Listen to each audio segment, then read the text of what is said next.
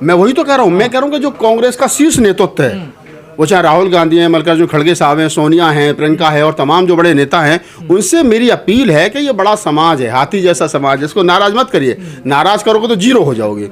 अगर इसको प्यार से रखोगे, इसकी हिस्सेदारी की बात करोगे। अब राहुल गांधी जी रोड पर तो भागीदारी की बात कर रहे हैं, रोड पर तो हिस्सेदारी की बात कर रहे हैं, रोड पर तो जातिगत जनगणना की बात कर रहे हैं, लेकिन उनकी पार्टी के अंदर क्या चल रहा है वो आप देख लो क्या चल रहा है। एक बड़े नेता को, जिसके फादर भी नेता थे, कुमारी शैलजा के, उसको अपमानित किया जा रहा है। तो ये कहीं ना कहीं समाज के ये अकेली कुमारी शैलजा की, उदयभान जी की बेइज्जती नहीं है, ये पूरे समाज की बेइज्जती है।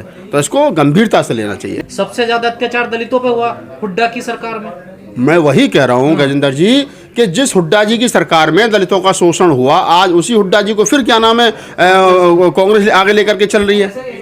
तो ये नहीं होना चाहिए, ये गलत है। कांग्रेस के शीर्ष नेतृत्व को इस पर तुरंत हाईकमान को इस पर निर्णय लेना चाहिए, डिसीजन लेना चाहिए। और अगर नहीं लेते हैं तो मैं कहता हूँ कि फिर उदयभान जी को और शैलजा को सोचना चाहिए कि फिर ऐसी पार्टी में बने रहने का कोई फायदा नहीं है, जहाँ ना तो उनकी चल रही हो, ना उनका मान सम्मान हो। क्यों नहीं उनको चेहरा बनाया जाए? नहीं, बिल्कुल बनना चाहिए। हम तो कह रहे हैं ना भाई, कुमारी शैलजा में क्या कमी है? पढ़ी लिखी है, अनुभवी है, लंबा राजनीतिक अनुभव है, तो कुमारी शैलजा को मुख्यमंत्री बनना चाहिए। और मैं तो कह रहा हूँ कि कांग्रेस को डिक्लेयर करना चाहिए कि वो क्या नाम है दलित मुख्यमंत्री बनाएंगे। क्यों नहीं बना रहे हो आप? बनाओ ना। तो वो आपको समझना चाहिए कि कांग्रेस मतलब दो हाथों में लड्डू लेके चल रही है, और वो खतरनाक है, उसके लिए कांग्रेस के लिए भी खतरनाक है। मैंने तो देखा हरियाणा में कि हुड्डा के होर्डिंग पोस्टर पर शैलजा की फोटो नहीं है, शैलजा के होर्डिंग पोस्टर पर उदयभान जी की फोटो नहीं है। तो ये क्या चल रहा है? उदयभान जी इतने शीर्ष बड़े नेता हैं, चमार कम्युनिटी से आते हैं, 6-7 बार विधायक रहे, उनके फादर भी विधायक थे। तो उदयभान जी की अनदेखी हो रही है, शैलजा की अनदेखी हो रही है। तो ये क्या है कि जाति जो है वो कहीं ना कहीं पेच फंस रहे हैं। जाति नहीं है। शैलजा के सामने जाति आगे आ रही है। बिल्कुल आ रही है भाई। इस देश का दलित नेता जो है वो कहाँ जो सवर्ण नेता उसको हजम कर पा रहा है, बर्दाश्त कर पा रहा है। तो उसको चमारी कह के बोला जा रहा, तमाम वीडियो ऐसी वायरल। मैं बता रहा हूँ ना आपको गजेंद्र जी, मैं वही कह रहा हूँ कि कांग्रेस का जो शीर्ष नेतृत्व है उसको इस पर संज्ञान लेना चाहिए। उसको चाहिए कि वो जिन लोगों ने इस प्रकार, हरियाणा का जाट आज भी चमार को बराबरी में नहीं देखता है। देखिए हरियाणा का जाट सवर्ण रहा है, वो राजस्थान के जाट की तरह, मध्य प्रदेश की जाट की तरह या उत्तर प्रदेश के जाट की तरह पिटा छिता तो है नहीं। ये क्या है कि ये इनके पास लैंड है और सब कुछ है, तो उनके दिमाग में जो गरारी फिट है ना, ये दो परिवार है, चौटाला परिवार और हुड्डा परिवार। तो क्या दलितों को वोट देना चाहिए हरियाणा में कांग्रेस को? नहीं। अगर मैं कह रहा हूँ, अगर कांग्रेस हिस्सेदारी की बात नहीं करती है, जो राहुल गांधी जी रोड पर कह रहे हैं कि जिसकी जितनी संख्या वारी उतनी उसकी हिस्सेदारी, अगर कांग्रेस इस पर अपना स्पष्ट रवैया जो है वो साफ नहीं करती है, तो मैं कह रहा हूँ कि एक तो समाज के मान सम्मान का सवाल है, उदयभान जी के मान सम्मान का सवाल है, शैलजा के मान सम्मान का सवाल है। और अगर कांग्रेस नजरअंदाज करती है तो मगर फिर वोट नहीं देना चाहिए। हुड्डा का तो शासन देखा ना दलितों ने, तो दलित क्यों वोट देगा बताइए? मिर्चपुर कांड हुआ, गोहाना कांड हुआ, सब हुड्डा ही तो थे। मैं वही तो बता रहा हूँ आपको। जो आदमी ये कहता हो कि मैं मुख्यमंत्री बाद में वो जाट पहले हूँ, अब आप बताओ उसको मुख्यमंत्री कैसे वोट दोगे? और फिर तुम उसको आगे लेकर के चलो। तो ये बड़ी बात है। हमको चाहिए कांग्रेस का दोहरा रवैया क्यों है? नहीं, कांग्रेस का तो शुरू से रहा है। हम तो राहुल गांधी के रूप में नई कांग्रेस देख रहे थे, और वर्तमान में जो कांग्रेस हरियाणा में हुड्डा परिवार के आसपास घूम रही है, हुड्डा परिवार का जो प्रेम नहीं छूट रहा है कांग्रेस का, ये भी समझना चाहिए कि आप वहाँ दो दलित चेहरा हैं बड़े। कांग्रेस के जो प्रदेश अध्यक्ष हैं उदयभान जी, वो भी जाट ऑफ चमार कम्युनिटी से आते हैं। उधर शैलजा जी हैं तो वो भी शेड्यूल कास्ट चमार कम्युनिटी से आती हैं। हुड्डा एक परिवार है जो जाट कम्युनिटी से आते हैं।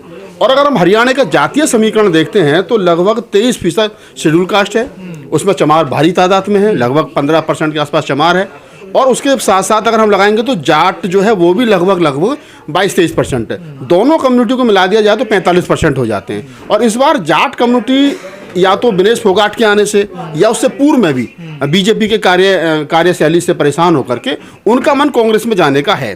लेकिन यहाँ पर ये देखने वाली बात है कि क्या शेड्यूल कास्ट को उसकी भागीदारी मिल पाएगी, और शेड्यूल कास्ट में भी खासतौर से जो मार्शल कौम है चमार जाटव, उसको उसकी भागीदारी मिल पाएगी। हरियाणा जब से बना है और आज तक क्या कोई वहाँ शेड्यूल कास्ट का मुख्यमंत्री बना? जाट बेल्ट जाट मुख्यमंत्री, कभी चौटाला परिवार, कभी हुड्डा परिवार, कभी खट्टर, कभी कोई। तो ये जो 22.5% वोटर है, 23% वोटर है शेड्यूल कास्ट का, जाटव चमार का, इसको आप किस नज़र से देखते हैं कांग्रेस? अगर आज कांग्रेस उदयभान जी की अनदेखी कर रही है, अगर कांग्रेस आज क्या नाम शैलजा की अनदेखी कर रही है, और जैसा मुझे पता चला कि हुड्डा की रैलियों में चमारी के नारे लग रहे हैं, चमारी कहा जा रहा है, उसको अपमानित करने की कोशिश की जा रही, जाति सूचक शब्दों का इस्तेमाल करके। तो ऐसे में ये कहना कि वो जो समाज है 22-23%, उसके साथ नाइंसाफ़ी हो रही है। और मैं कांग्रेस के शीर्ष नेतृत्व से यही कहूँगा कि ये बड़ा समाज है, कांग्रेसी रहा है, बसपा के रहते हुए भी इस बार फिर कांग्रेस को वोट दिया, इंडिया गठबंधन को वोट दिया। इसको नाराज़ मत करिए, इसको नाराज़ करोगे तो उसकी नाराज़गी भारी पड़ेगी। आज भी देख रहे हैं कि राहुल गांधी नई सोच है, पिछले 2-3-4 साल से रोड पर हैं, चीज़ों को समझ रहे हैं। तो हम तो राहुल गांधी से मिले तो तब भी हमने देखा कि एक मतलब नई कांग्रेस होनी चाहिए, एक नई कांग्रेस होगी। जमीन पर तो नहीं दिखाई दे रही ना नई कांग्रेस। जमीन पर तो वही लोग हैं ना, जमीन पर जो राहुल गांधी की सोच है उसको जमीन तक उतारने में वक्त लगेगा। राहुल गांधी को खुद पता है जमीन तक उतारने में वक्त लगा। वो कितनी बार हमसे हमारे साथ बातचीतों में कह चुके हैं कि मैं जो चाहता हूँ वो मेरी पार्टी में नहीं होगा। क्यों? क्योंकि यहाँ भी बहुत सारे लोग ऐसे हैं जो क्या नाम है, दिन में तो पार्टी कार्यालय में रहते हैं और रात को संघ के कार्यालय में चाय पीते हैं। चमार संघर्ष कर रहे हैं और हिमाचल में मुसलमान संघर्ष कर रहे हैं। ये जो धार्मिक शोषण है एक तरीके से, ये जो हो रहा है, ये नहीं होना चाहिए। चाहे दलित के साथ हो, चाहे पिछड़ों के साथ हो, चाहे अल्पसंख्यकों के साथ हो, चाहे मुसलमानों के साथ, किसी के भी साथ। धार्मिक आज़ादी हमारा फंडामेंटल राइट्स है, भारतीय संविधान हमको इसकी इजाज़त देता है। और कोई भी व्यक्ति अगर भारतीय संविधान से ऊपर तो है नहीं, अगर कोई भी इनको छीनने की कोशिश करता है उसके खिलाफ नहीं। कम से कम 10 मस्जिदों पर उनके पास खतरा है। मैं क्या कर रहा हूँ, देखिए मुसलमान को क्या करना चाहिए, मुसलमान के उलेमाओं को सोचना चाहिए। वहाँ कांग्रेस की सरकार है, बीजेपी की सरकार है नहीं। अब कोई ये भी नहीं कह सकता बीजेपी की सरकार में जो है वो मुसलमानों का शोषण अत्याचार हो रहा है। वो तो उसमें भी हो रहा है, कांग्रेस सरकार में भी हो रहा है। हिमाचल में कांग्रेस सरकार है। तो सरकार कोई भी हो, सरकार में बैठे हुए लोग कौन से हैं?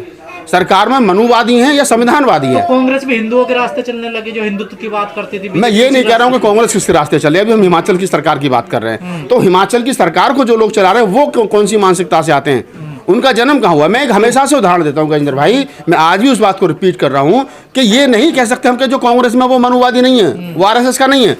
एक आदमी ने छात्र राजनीति शुरू की, छात्र नेता रहा, एमएलए बना, एमपी बना, मिनिस्टर बना, मुख्यमंत्री बना, सांसद बना, विधायक बना, राष्ट्रपति बना। और राष्ट्रपति बनने के बाद में 17 साल की उम्र में वो कांग्रेसी नेता संघ के यहाँ कच्छा पहन के खड़ा था, प्रणब मुखर्जी। तो ये कहना कि हम कांग्रेसी तो संघ के नहीं हो सकते, तो मैं तो नहीं मान सकता। सबको पता है कि पहले जो संघ के कांग्रेसी प्रधानमंत्री क्या नाम, पीवी नरसिंह राव हैं। पीवी नरसिंह राव संघ के बैकग्राउंड से आते थे, लेकिन कांग्रेसी प्रधानमंत्री थे और उसका लाभ भी मिला कि नरेंद्र मोदी सरकार ने उनको भारत रत्न भी दिया है। राहुल गांधी की बड़ी तारीफ कर रहे हैं, भी वो अमेरिका दौरे पर हैं, उन्होंने वहां जाकर कहा है कि अभी तो आरक्षण खत्म करने की जरूरत नहीं है, लेकिन आगे देखा जाएगा। तो क्या कांग्रेस के एजेंडे में है आरक्षण खत्म करना? जब देखा जाएगा ना तब हम भी देखेंगे ना। अब कल जो होगा, मेरे चाची के मुंह होती वो चाचा होता, मैं कैसे मान लूं इस बात को? बहुत सारी चीजें हैं, कल जो होगा कल बात करेंगे। आज पे वर्तमान पे बात कर लो। राहुल गांधी ने जो वहां पे स्टेटमेंट दिया वो मैंने पूरी पढ़ी, उसमें कुछ भी गलत नहीं है। मतलब आगे देखेगी हम देखने देंगे क्या यार? कांग्रेस क्या देखेगी? वो भी कहेगा भी देश के अंदर समानता नहीं है, बराबरी नहीं है, सही बंटवारा प्रॉपर नहीं हुआ है। जब ये प्रॉपर हो जाएगा तब देखा जाएगा। और बाबा साहब भी तो यही कहते थे कि जब सब कुछ समान हो जाए तो आरक्षण खत्म कर देना, जाति ना रहे, सबके पास में कोई गरीब ना रहे, ऊंचा नीचा रहे, कर दो खत्म। तो राहुल गांधी वही बात करें जो बाबा साहब डॉक्टर अम्बेडकर ने कही है। भी कह रही है कि आरक्षण को खत्म ही नहीं कर सकता। अमित शाह बच्चा कहाँ है आरक्षण? सरकार के पास नौकरी नहीं है, प्राइवेट सेक्टर में आरक्षण नहीं है, तो नौकरी है कहाँ?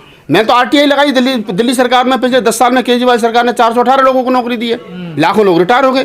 तो जिसके लिए लड़ रहे हो रोड पर, वो बचा कहाँ है? आपको सेनापति बना दिया, सेना है नहीं तो काहे के सेनापति हो भाई?